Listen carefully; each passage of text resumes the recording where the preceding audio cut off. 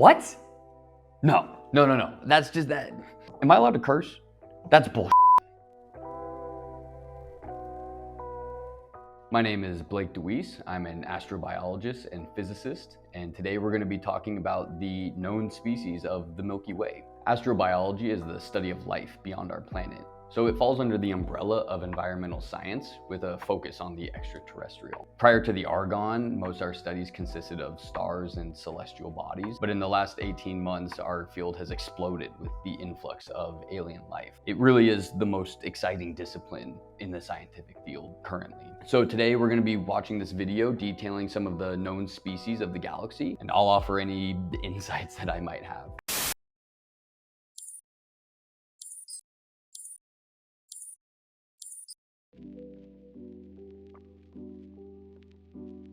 The Astels.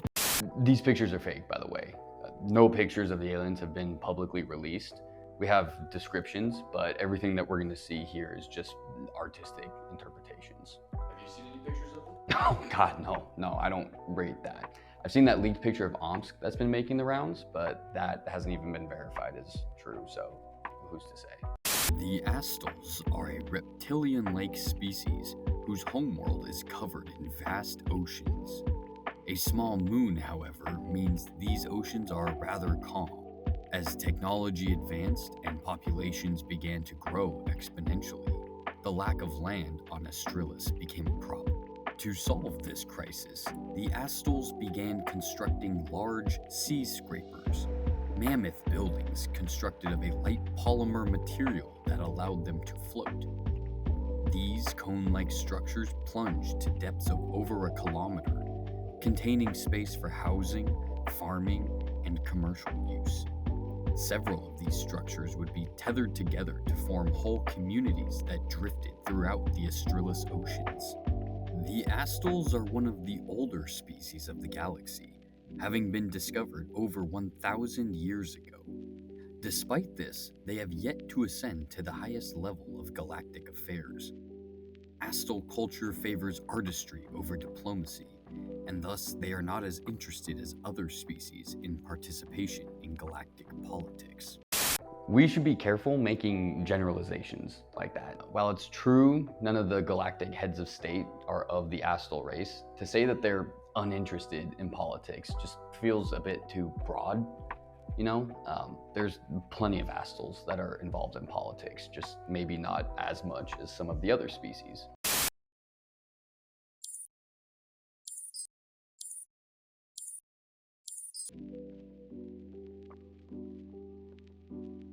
The Kyxolts are a large, brutish people who have been shaped by their planet's rough surface.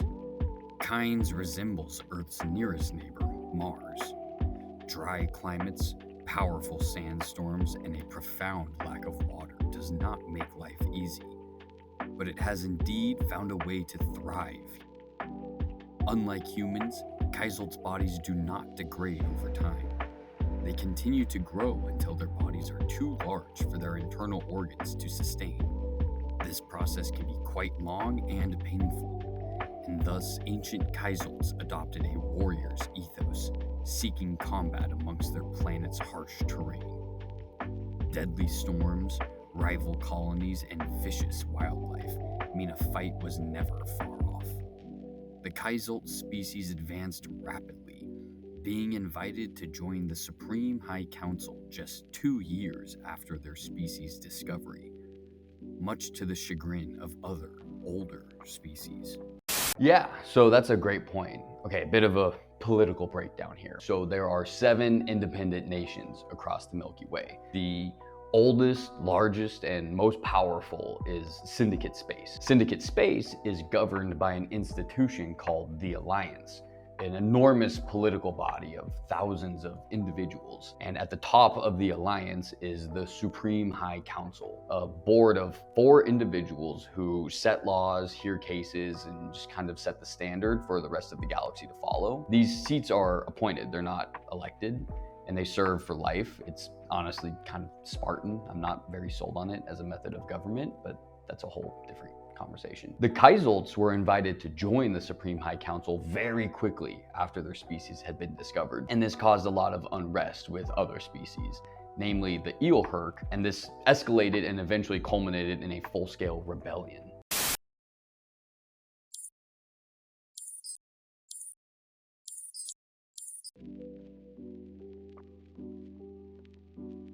The Vrehx are a hyper-violent and destructive race.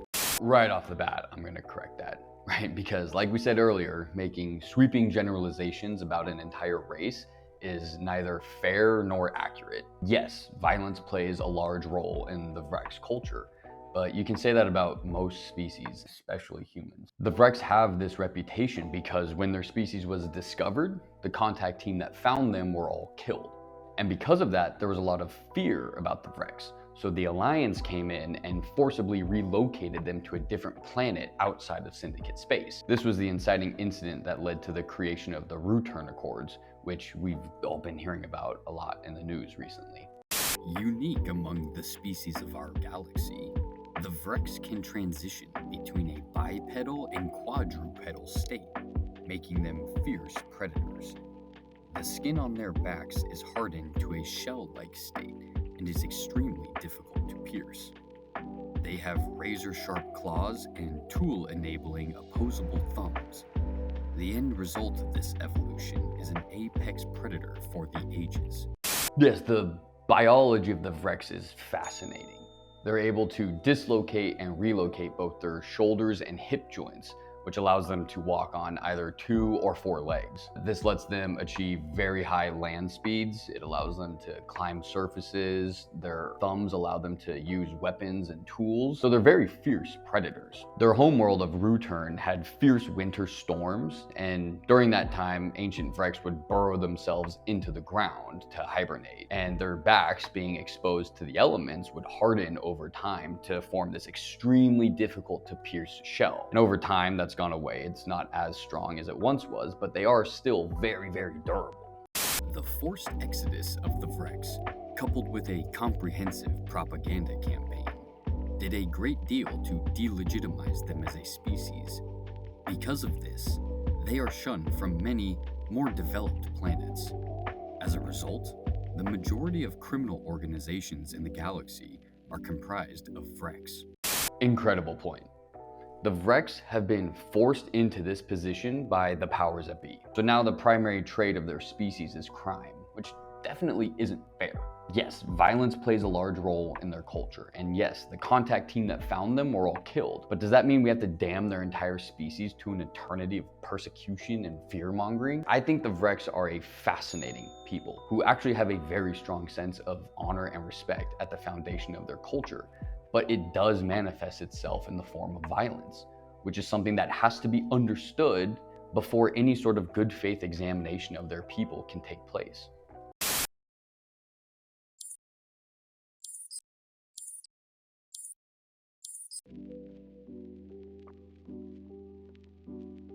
The Ielhirk are one of the oldest and most respected species in the galaxy.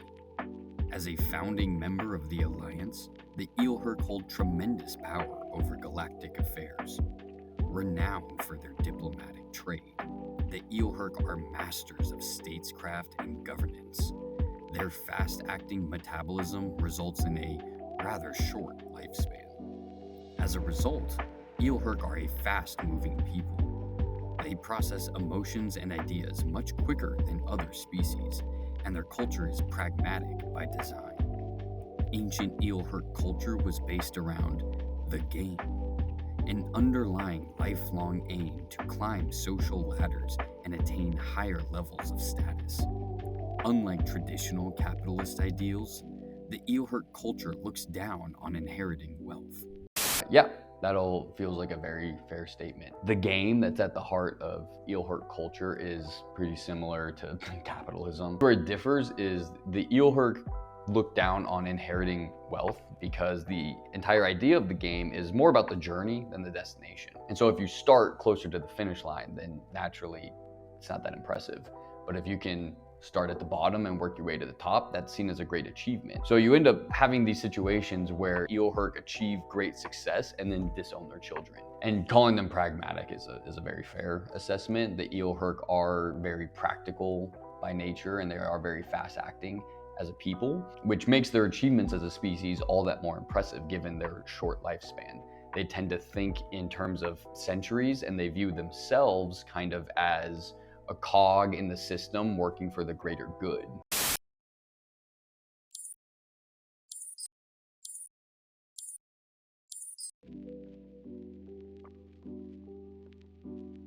The Throllin are a relatively young race among the galaxy, having been discovered less than 500 years ago. Their race commands a large fleet and thus remains in good standing with the Alliance. But following their High Counselor's expulsion from the Supreme High Council, the Throllin faced intense persecution among citizens of Syndicate space. Right, so there's a lot to unpack in that statement. Let's start with kind of a breakdown about how the galaxy is structured.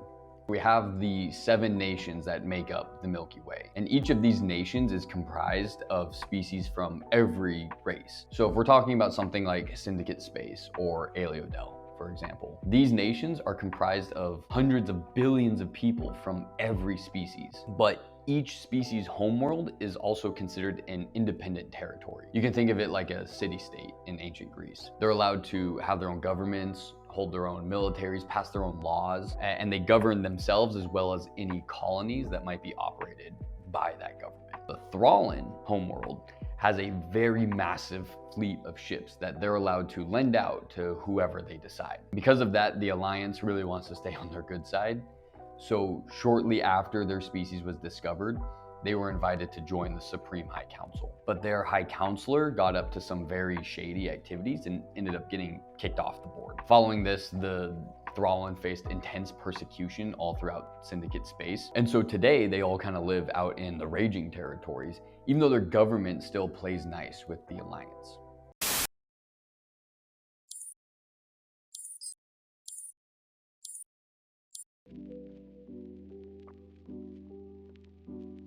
The Voltrem are a race of hive-minded AI that...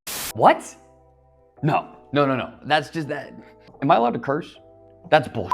That description of the Voltrem strips them of all their nuance as a people. Yes, they exist digitally, but calling them an AI is just categorically false. The Voltrem are a people who existed physically over 1 million years ago. But once they found out their star was gonna go supernova, they had no way of combating it. So they downloaded digital copies of their personalities, put them on a computer the size of a modern city, and launched it out into space. So the entire Voltrem species died that day.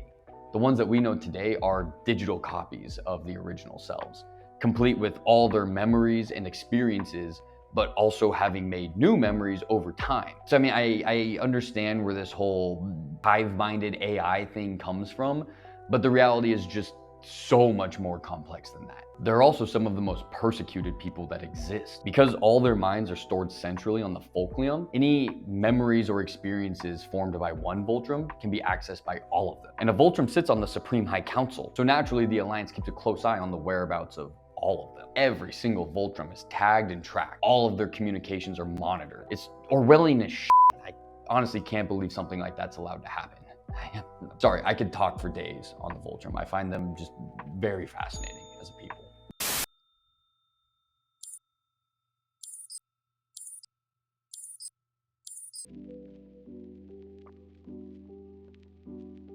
The Inarans are the oldest modern race of the galaxy, mastering interstellar travel over 1,600 years ago. Together with the Ielhirk, the Inarans founded the Alliance and laid the foundation for an intergalactic society. The Inarans are a tall, angelic people. Their history is one filled with scores of war and violence. Prior to their ascension to the stars, Inaran history seldom knew peace. 2,200 years ago, however, Inaran explorers discovered Wim ruins on a nearby moon and took them as a sign from the divine. Ole Velathshis translates to the Great Peacemaking. It was a landmark moment in Inaran history as the warring factions laid down their arms and came together in unity. Today, the Inarans have sworn off violence, choosing instead to settle disputes through diplomacy and discussion. The irony is there is said to be no better warrior in the galaxy than an Inaran.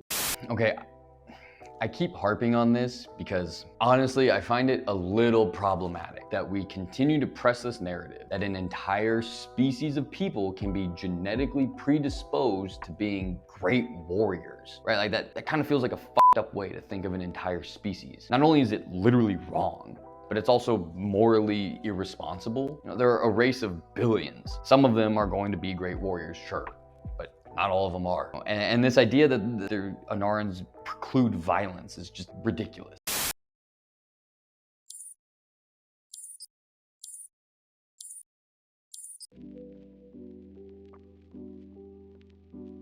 One of the more curious species of the galaxy is the Qathorians. Despite being older than the Inarans, the Qathorians' technology resembles that of medieval humanity. The Qathorian homeworld of Eidos 718 contains one supercontinent. The religious conquest of this land centuries ago led to a fundamental shift in the underlying consciousness of Qathorian life. While the empire eventually fell, the principles that shunned technological advancement remain. The Qathorians continue to study mathematics and science, but the creation of advanced technology is expressly forbidden. Upon their discovery almost 300 years ago, the Qathorians willingly signed the Return Accords, effectively withdrawing from galactic affairs. Their species remains aware of the larger society beyond their planet, and visitation to their homeworld is both allowed and encouraged. But the Qathorians do not operate any colonies outside their homeworld, nor are they seen anywhere other than Eidos 718.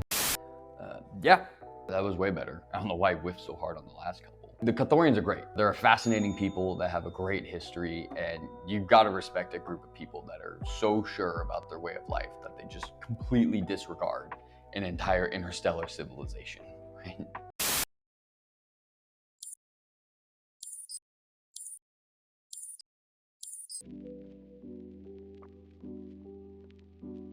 Most alien of all species in the galaxy are the Knalm. Large, appendageless bodies give them an appearance unlike any other. The Knalm interact with their environment through the use of electromagnetic fields. I love the Knalm. So as an astrobiologist, this stuff is my bread and butter. So all life on Earth, all people, all animals, all plants, we're all carbon-based. Interestingly, even beyond our planet, all life in the galaxy, all the species we've touched on so far are carbon-based life forms. Except these guys. The Knalm are silicon-based life forms, which creates a lot of unbelievable conditions for life. The biggest one is the role that electricity plays in their biology. So humans use electricity to transmit data between our cells, but the actual movement of our muscles are a chemical process. The Knalm use electricity to move. Their bodies are conductive and entirely unique in how they function. How so? Well, for starters, they don't have mouths. You know, all Knalm are herbivores, and the plant life on Rapper Moth generates electricity through a photovoltaic effect, and they store that energy in a tuber. The Knalm will then connect to that tuber via an external organ that kind of looks like a large copper fang, and they'll consume the energy. This recharges a battery organ in their bodies that keep them alive. How do they communicate? You're asking really good questions, you know? Yeah, so like the video said, the Knalm interact with their environment using electromagnetic field, which is a byproduct of them using electricity to generate movement. The movement charges the particles that make up their body, and it creates an EMF. And this allows them to send and receive radio signals between each other, as well as pick up and carry objects in their environment. To you and I, it looks almost supernatural, but it's actually like fairly basic science. And because their biology is so unique, it's extremely difficult for the Knalm to travel to different worlds. Outside of Knalm operated colonies, they have to travel in these environmental pods that are extremely expensive. And so the majority of Knalm just keep to themselves. but they're an amazingly interesting people. And I really encourage people to look into them and learn more because they're honestly just really fascinating. This was fun. I had a great time. The alien races of the galaxy are our newfound neighbors. It's our job to learn how to coexist with them. So I encourage everybody to read as much as you can, watch as much as you can, but also understand that the complexities and nuances of an interstellar civilization go very far beyond what can be touched on in a brief video. These are species that lived for thousands of years before they ever even met each other. And now they've been living together for another 1,000 years. So there's so much history and culture to uncover that we're never gonna know it all. But I look forward to learning as much as I can about them. I'm Blake DeWeese. If you enjoyed what you saw here today, feel free to follow my blog. There's a link down in the description. And make sure that you like and subscribe to Lanar Hassano to see more content just like this.